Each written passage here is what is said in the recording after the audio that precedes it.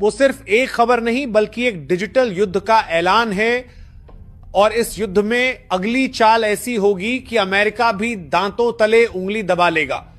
साथियों, और ये कोई धमकी नहीं थी, ये एक लागू की गई नीति थी जो पहले भी भारत लागू कर चुका था, लेकिन अब उसे और सख्ती से आगे बढ़ाया जा रहा है। असल में भारत ने 2020 में ही एक क्रांतिकारी कदम उठाया था। डिजिटल इक्वलाइजेशन लेवी यानी डिजिटल टैक्स लागू करके भारत ने यह दिखा दिया था कि जो विदेशी कंपनियां भारत में सिर्फ डिजिटल माध्यम से पैसा कमा रही हैं, उन्हें भी टैक्स देना होगा। यह टैक्स 2 स्तरों पर लगाया गया। एक 6% का टैक्स उन कंपनियों पर जो भारत में ऑनलाइन विज्ञापन सेवाएं देती हैं, और दूसरा 2% का टैक्स उन्हीं ई कॉमर्स कंपनियों पर जो भारत में डिजिटल सामान या सेवाएं बेचती हैं।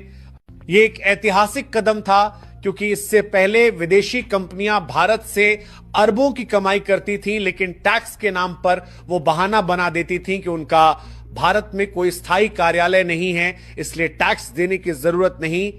लेकिन भारत ने कहा कमाई भारत से हो रही है तो टैक्स भी भारत में देना पड़ेगा।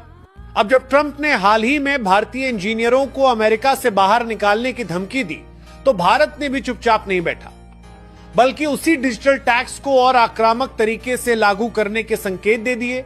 भारत ने साफ कर दिया कि अगर जरूरत पड़ी तो 2% टैक्स को बढ़ाकर 4% और 6% को 8% कर दिया जाएगा। और ये केवल शब्द नहीं है दोस्तों, इसका सीधा असर अमेरिका की सबसे बड़ी कंपनियों की कमाई पर पड़ेगा।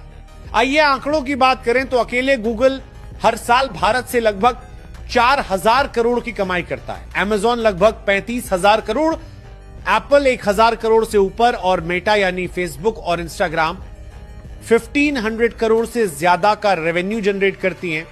इन सभी कंपनियों का मिलाकर देखा जाए तो भारत से इनका कुल वार्षिक रेवेन्यू करीब 1.2 लाख करोड़ से भी ज्यादा है।